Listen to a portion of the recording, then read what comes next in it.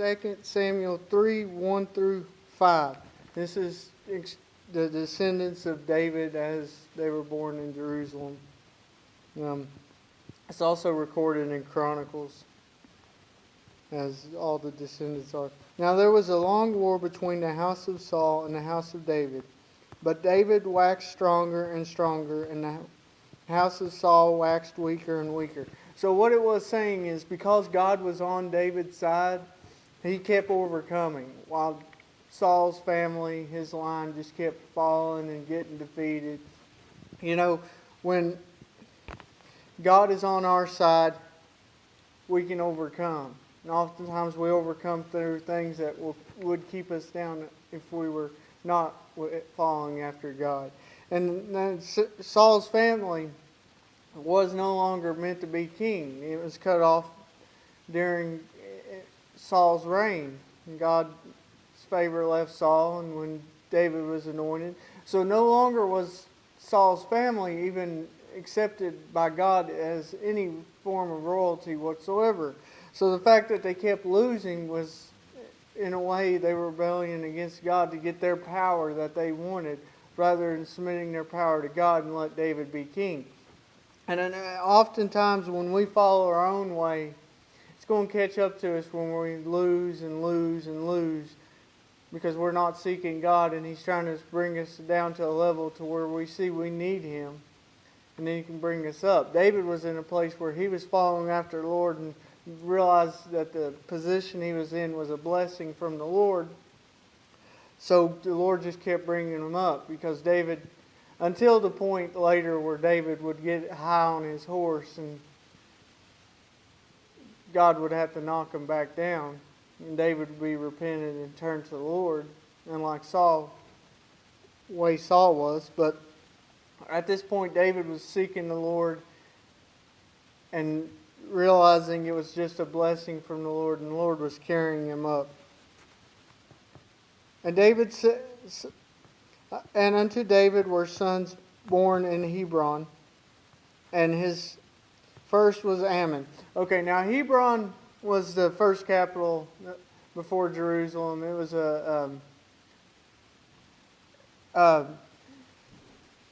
area Abraham lived. I'm pretty sure it's the area where God visited him at the trees of Mamre. So it was a very important place. It was inside Judah, and it was close to Jerusalem, but it wasn't Jerusalem.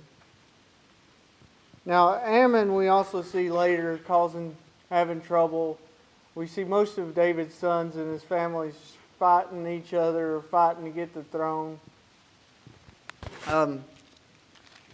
Ammon actually later, I'll find it. I think, let's see, it's in chapter 13. He takes his sister, and then Absalom, which is another one, goes after to kill him. And of Ammon of the Jezreelites. And the second was Kilon of Abigail, wife of Nabal, the Carmelite. Okay, now, they ain't much said about this son here. But the marriage was, David went to Nabal while he was under Saul's authority as king to make peace there.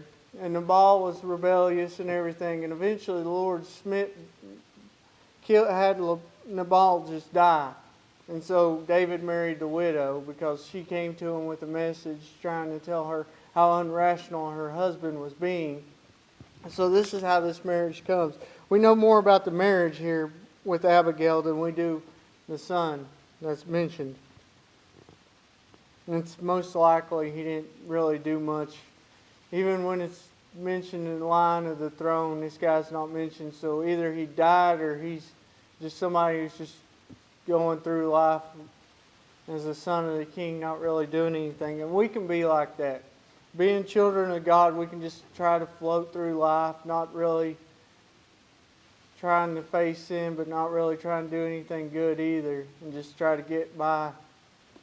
And that may have been where he was at.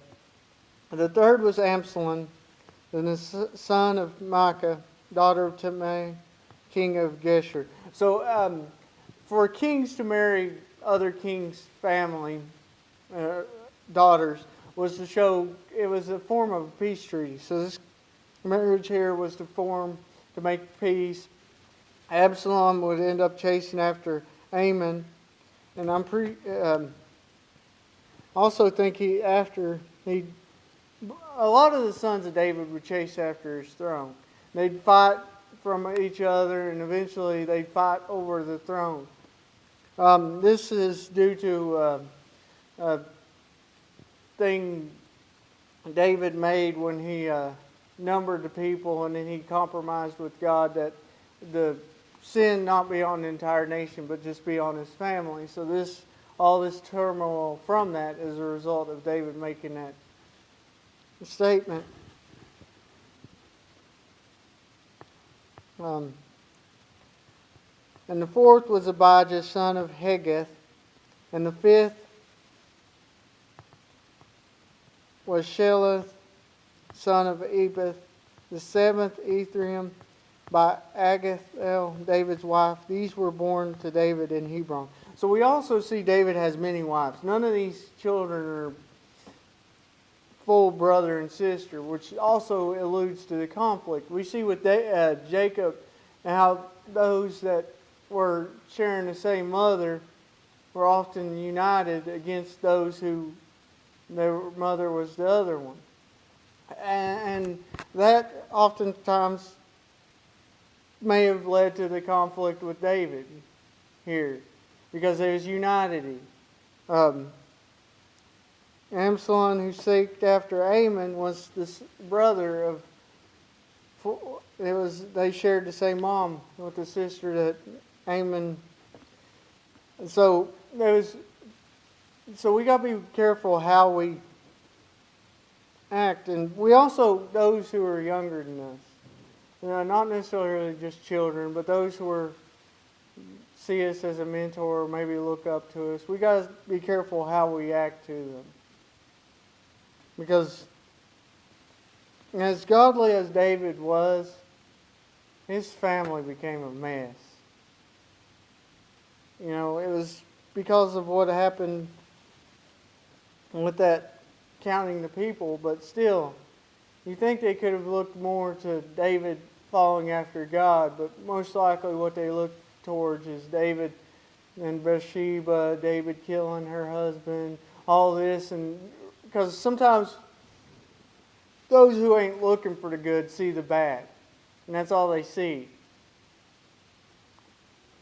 And oftentimes when people are influenced and all they see is the bad, it leads them to a wrong path. I ain't saying David's children was to blame for him. They have to answer for their own self. But we need to be careful in the way we live and be a positive influence to others. And David also showed when he messed up how to make things right. Whether they looked at that or not, he did show that. And as Christians, we should show that too. We should live a life that shines not only to the world, but younger Christians so they know and seek towards the light of Christ.